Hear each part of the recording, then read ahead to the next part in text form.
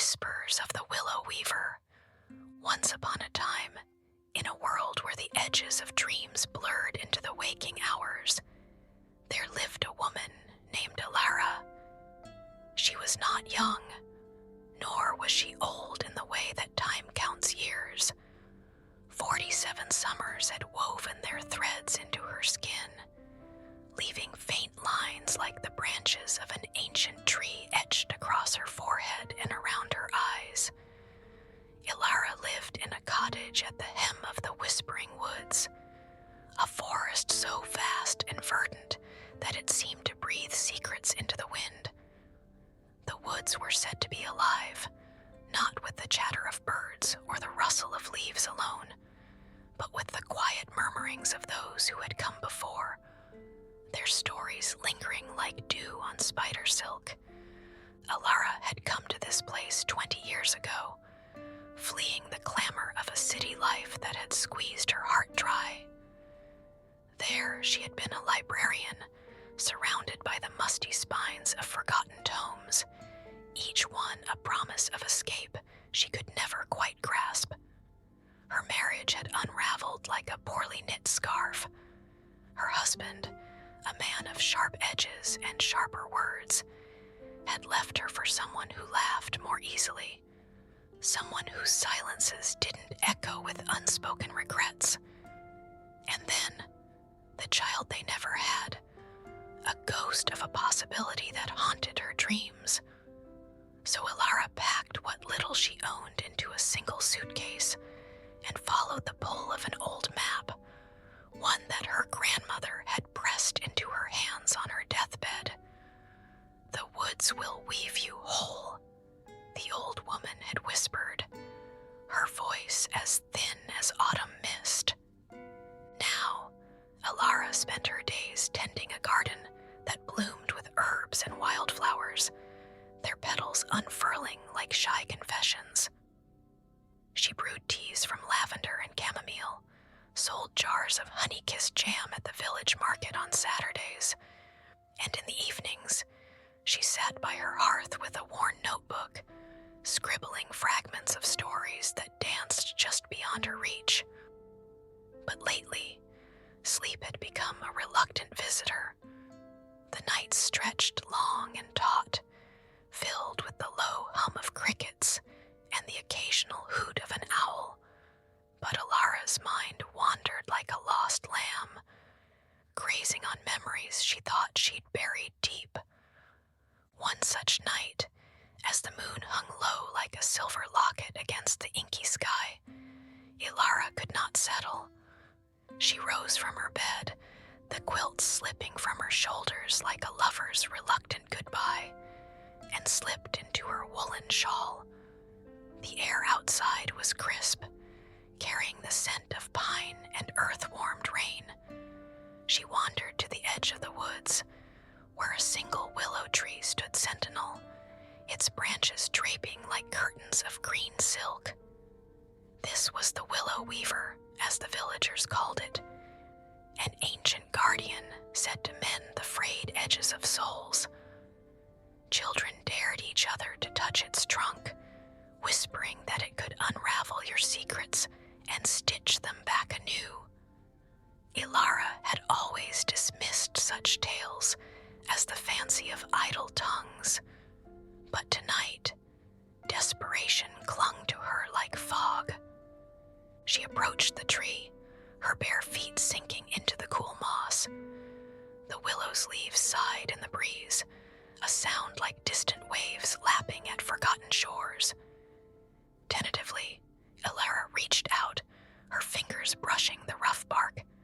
It was warm, almost feverish, and in that instant, the world tilted. The forest around her shimmered, as if the veil between now and then had thinned to gossamer. And then she heard it, not a voice, but a weaving, a soft, rhythmic click-clack like looms at work in some hidden hall.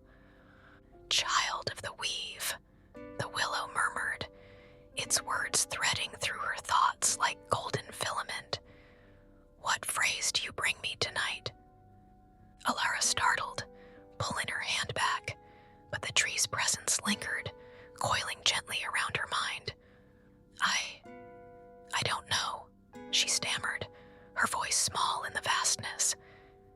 sleeplessness, emptiness, the what-ifs that crowd my bed like uninvited guests. The willow's branches swayed, parting like welcoming arms. Sit then, let me spin you a tale, not yours alone, but one that echoes through the woods, binding the broken threads of many. For bedtime stories are not just for the young. They are the balm for weary adults, the quiet unraveling of the day's knots. Elara sank to the ground, her back against the trunk, and closed her eyes. The willow's voice began, low and lilting, like a lullaby sung by the wind itself.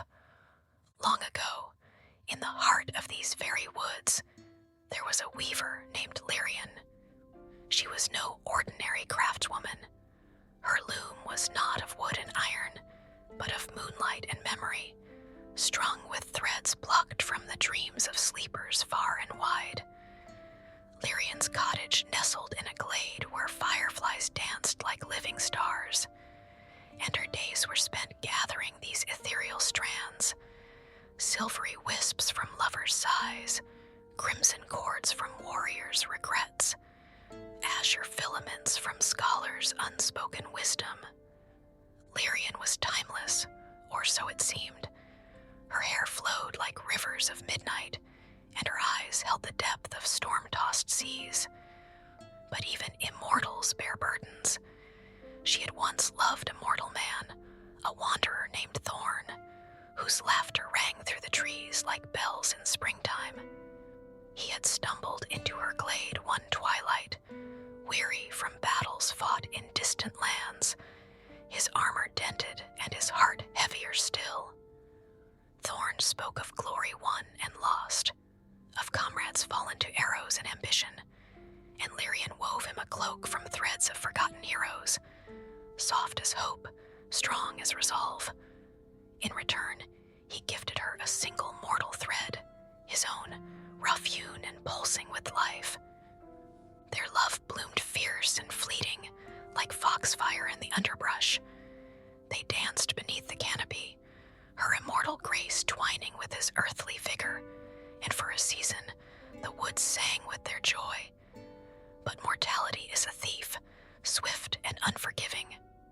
Thorn aged as the moons waxed and waned, his hair silvering like frost on ferns, his steps slowing like a river nearing the sea. Lyrian, bound by her weave, could not follow him into that final unraveling. On his last night, as he lay in her arms, the fireflies gathered close, their lights a constellation of farewell. "Promise me," Thorn whispered, his breath a fading zephyr, "that you will weave our story into the world.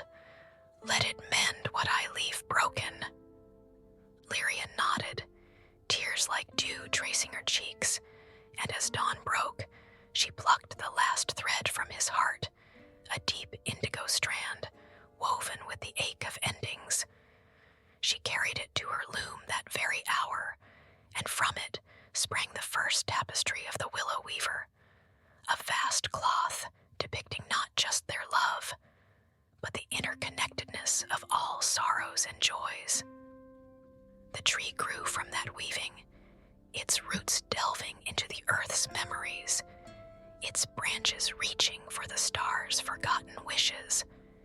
From then on, the Willow Weaver became a beacon. Travelers, lost in more ways than one, would seek it out. Lovers quarreled would find their words softening in its shade. The grieving would lay their losses at its feet, and in return, the tree would whisper tales, stories that mended, not with magic alone, but with the quiet truth that every frayed edge was once whole and could be again. One such traveler was a woman named Mira, a healer from the village of Eldridge, nestled at the wood's southern fringe. Mira was in her 30s, her hands calloused from poultices and prayers, her spirit worn thin by the endless tide of suffering. She had buried too many, a child to the cruel bite of winter, and now her husband to a lingering cough that no herb could cure.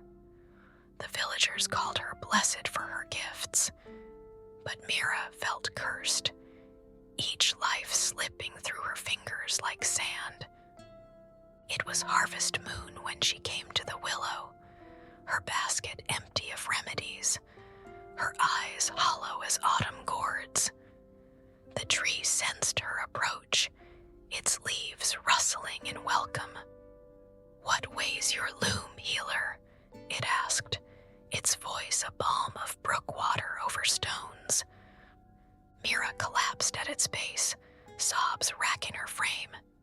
"Everything unravels," she cried. "I stitch wounds closed, but the heart's tears flow eternal. Why mend the body when the soul frays beyond repair?" The willow extended a branch, brushing her cheek like a mother's hand. "Listen, then, to the tale of the thread-keeper's daughter." And so, as the moon climbed higher, the willow spun its yarn. In the shadowed vales beyond the whispering woods lay the kingdom of Silvara, where the air hummed with the clack of looms and the whir of spindles. It was a realm of cloth and color, where every citizen was born to a craft.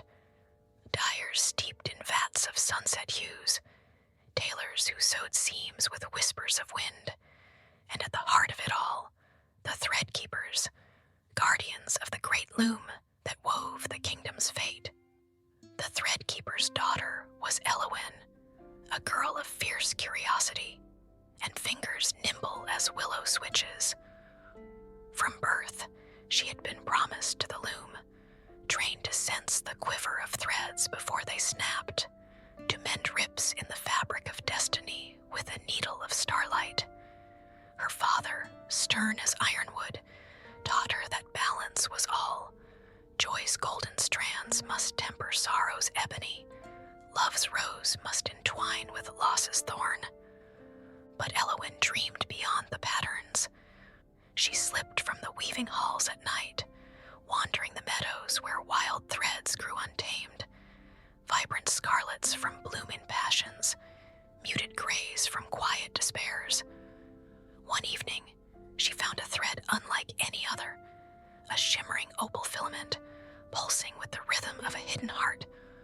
It led her to a boy named Finn, a shepherd from the hills, whose flock grazed on dreams plucked from the sky. Finn was no prince nor scholar. He was earthbound, his hands stained with soil, his song simple as birdsong. Yet when Elowyn touched that thread, linking her immortal craft to his mortal warmth, the world shifted. They met in secret, beneath a canopy of starlit oaks, where she taught him to weave garlands of fate's loose ends, and he showed her the freedom of unraveling without fear. Their love was a tapestry of stolen moments, picnics on hilltops where they traced constellations into each other's palms, dances in moonlit glades where their shadows merged like ink in water. Elowyn wove Finn a scarf from her own heart threads, soft as his laughter, enduring as his gaze. But the great loom hungered for purity, and her father discovered the tangle. "You dilute the weave," he thundered, his eyes flashing like lightning on a loom's frame. "Mortal threads bring chaos, fades, frays, finality." Elowyn fled to the woods, Finn at her side, but the kingdom's guardians pursued. In the chase, Finn was struck by a shuttle arrow, its tip barbed with unraveling enchantment. He fell, his life thread spilling like blood from a cut cloth. Elowyn cradled him, her tears falling as needles, stitching desperately at the wound. But mortality mocked her skill. The thread slipped, and Finn whispered his last, "Weave us eternal, my love. In every story, let our pattern live." With a cry that shook the trees,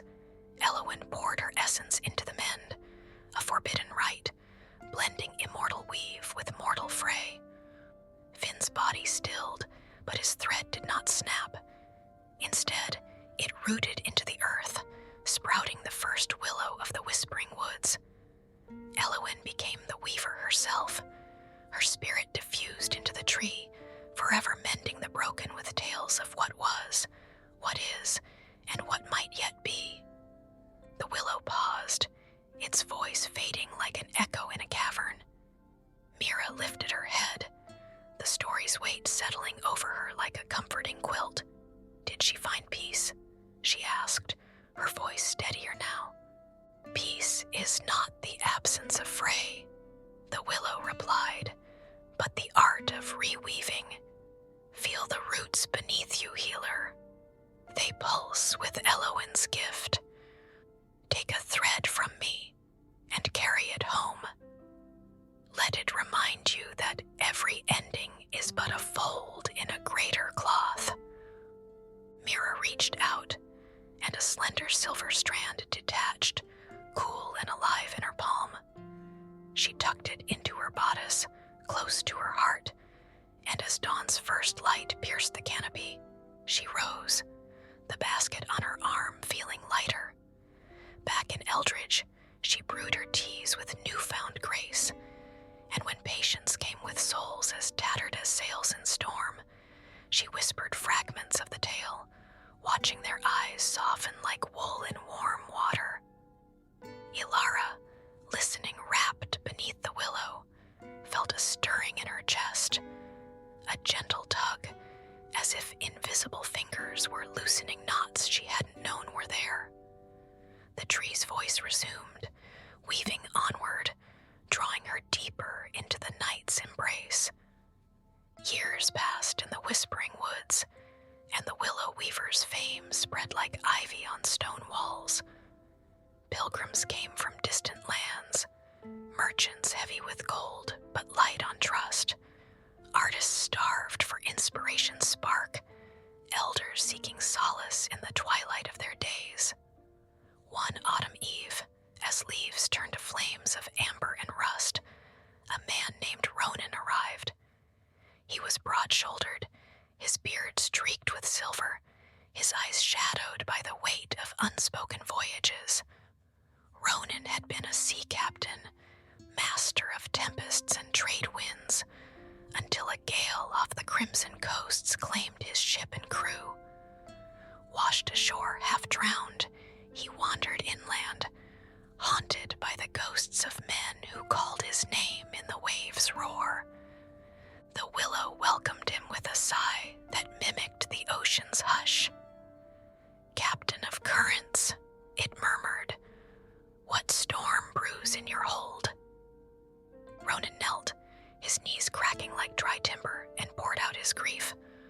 "I led them to ruin, fine lads, all, dreams of home in their pockets, songs on their lips.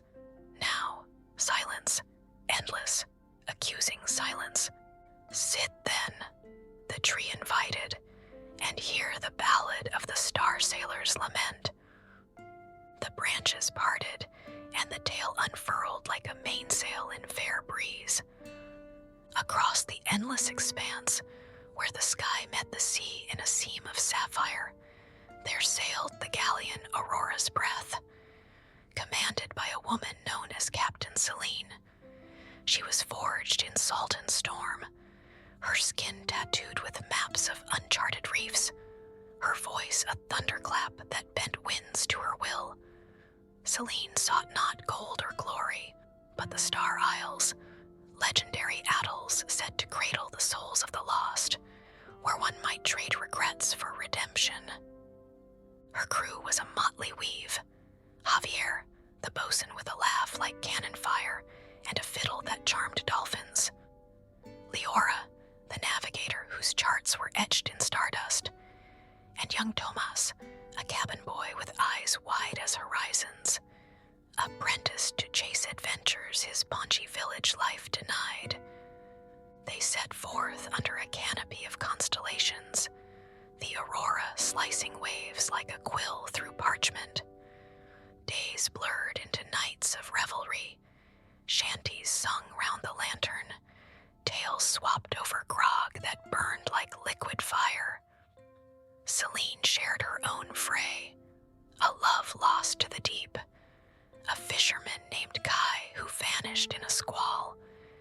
his final words a promise to wait on some distant shore.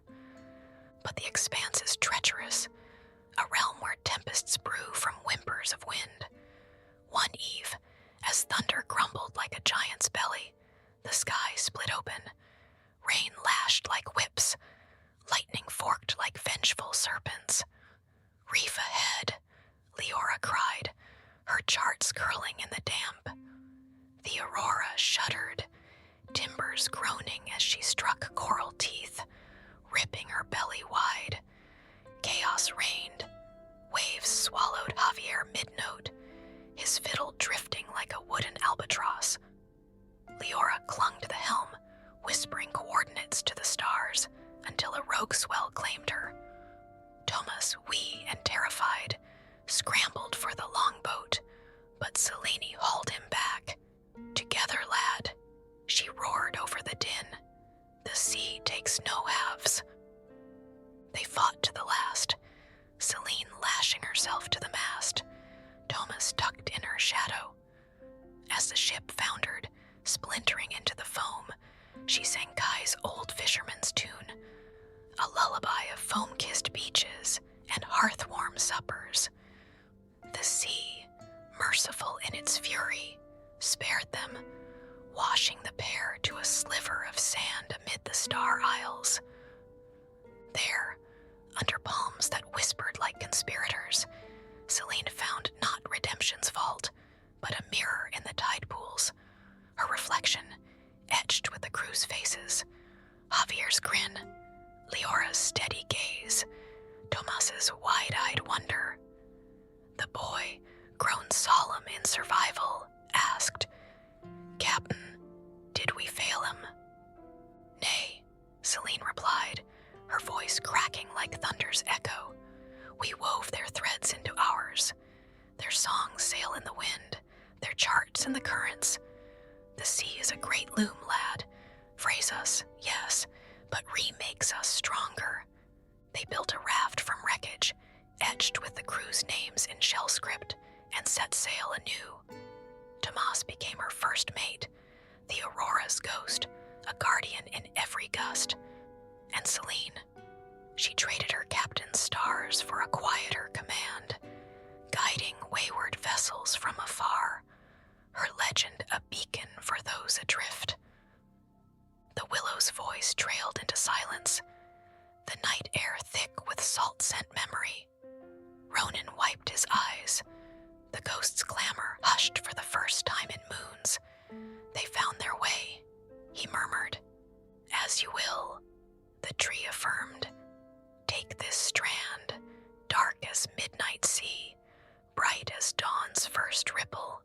Let it anchor you." Ronan accepted the thread, coiling it around his wrist like a talisman. He returned to the coast, mending nets for fishermen, teaching lads the stars' secrets.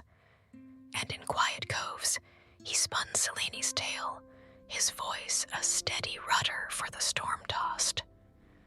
Elara shifted against the bark, the stories layering like sediment in her soul. The willow's presence enveloped her, warm as hearthglow. "These threads touch yours, don't they? Mira's healing hands, Ronan's seafaring heart, echoes of your own librarian's quiet mending, your unspoken voyages of the mind." Tears welled in Elara's eyes, unbidden. "Yes," she whispered, "I mend books, but my pages are blank. No child to turn them, no partner to share the words." The willow rustled softly. "Then let me weave for you, Elara. Not a tale of others, but one that binds them all. The grand pattern where your fray meets theirs." As the stars wheeled overhead, the tree began the deepest story yet, its voice a symphony of sighs and silences. In the weave of all weaves, where the Willow Weaver's roots entwined with the great loom of Silvara and the currents of the endless expanse, there emerged a wanderer named Isolde. She was a cartographer of the unseen, mapping not lands but longings. the invisible contours of human hearts. Isolde had no home, only a satchel of vellum and ink, her feet calloused from trails trod in pursuit of the why behind every goodbye. Born in a hamlet ringed by mist-shrouded peaks, Isolde lost her way early. Her mother, a scribe of prophecies, perished in childbirth, leaving scrolls of half-finished fates. Her father, a tinker with a laugh like tinkling bells, followed soon after, swept away in a landslide of loose stone and looser regrets. Orphaned, Isolde apprenticed to a guild of map-makers, but their charts of coastlines and crossroads paled against the enigmas of emotion. Why did love curdle to loss? Why did joy flicker out like a snuffed candle? She set forth alone, compass in hand, journal at hip. Her first mapping took her to the courts of Eldridge, where she charted the queen's hidden grief, a monarch who ruled with iron scepter, but wept for a barren womb. Isolde traced the lines, crimson rivers of royal duty clashing with indigo lakes of longing. To mend, she advised, weave in threads of legacy, not blood, but books. Let scholars scribe your story, that it lives beyond heirs. The queen heeded, founding a library that became a beacon, its shelves groaning with tomes of her reign. Isolde moved on, her map richer. Next, the Whispering Woods called, where she encountered Lyrian's echo in the willow. The tree gifted her a strand of thorns love, and Isolde plotted its path. How mortal passion rooted immortal craft, branching into solace for the sorrowful. She lingered, learning to listen to the leaves' lore, her quill dipping into dewdrops of dream. From there, the sea beckoned. In a harbor tavern, she met Ronan, pre-ghosts, and sketched his captain's code, bold blues of brotherhood tempered by gray gales of guilt. Your crew's threads are not severed, she told him. They sail in you. Reuse the weave. Teach their knots to new hands. Ronan nodded, eyes alight, and Isolde's map bloomed with nautical nuances. Deeper still, she ventured to Silvara's looms, where Elowin's daughter spirit guided her. Amid clacking shuttles, Isolde delineated the balance. How Finn's earthy cord grounded the ethereal, preventing the grand pattern from floating free.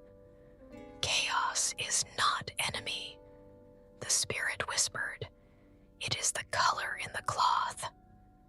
Years wove on, Isolde's satchel bulging with parchments, constellations of connection, where Mira's healing intersected Ronan's resilience, Lyrian's love laced with Celine's survival. But as she crested her 50th year, weariness crept in. Her maps were masterpieces, yet her own heart remained uncharted, a blank expanse echoing with solitude's wind. One twilight, following a thread that hummed like her mother's lullabies, Isolde returned to the Whispering Woods. The willow, sensing her, parted its boughs. Cartographer of the concealed, it greeted, "What unplotted path brings you home?" Isolde unrolled her grandest map, a sprawling vista of interwoven lives. "All paths lead here," she said, voice trembling, "but mine circle's empty. I've mapped the world's men's, yet mine own soul gapes." The tree extended branches like arms, drawing her close. "Ah, but you are the pattern's heart. See." Leaves rustled, revealing illusions. Elara in her cottage, brewing teas of tomorrow. Mira tending hearths anew. Ronan launching model ships for village boys. Celine's tales on sailors' lips. Elowin's weave in every glittery sunset silk. Isolde gasped. Her lines connected them all, not as observer, but as weaver. The blank spaces filled, her mother's prophecies in the library's lore, her father's tinker's joy in the sea's shanties. She was no orphan thread, but the selvage that held the edges true. In that revelation, Isolde laid her quill aside. No more wandering. She built a nook within the willow's shade, a scriptorium of stories. Pilgrims came, not for maps, but for her narratives, bedtime chronicles that lulled adults into peace, reminding them that every life is a stitch in eternity's grand design.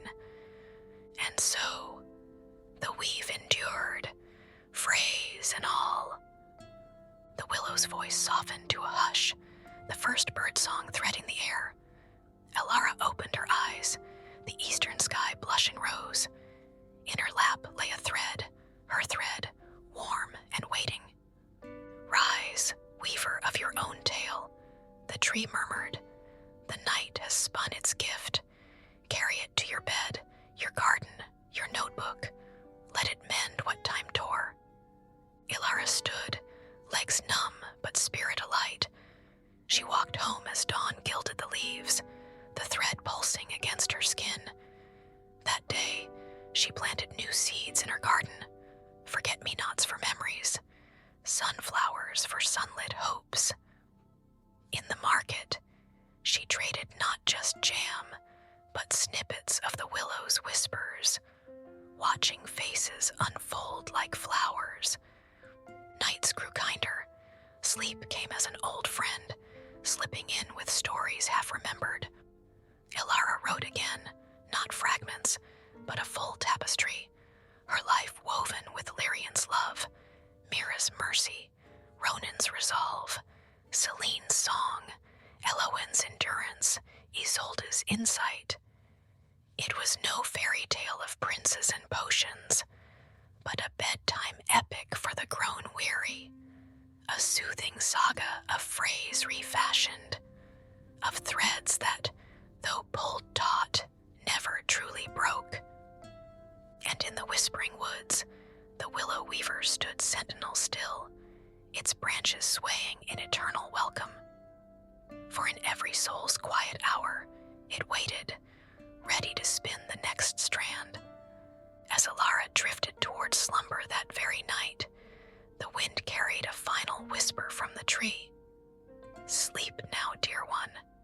The weave holds you safe. And so she did, dreaming not of what-ifs, but of what always was, a world remade, one story at a time.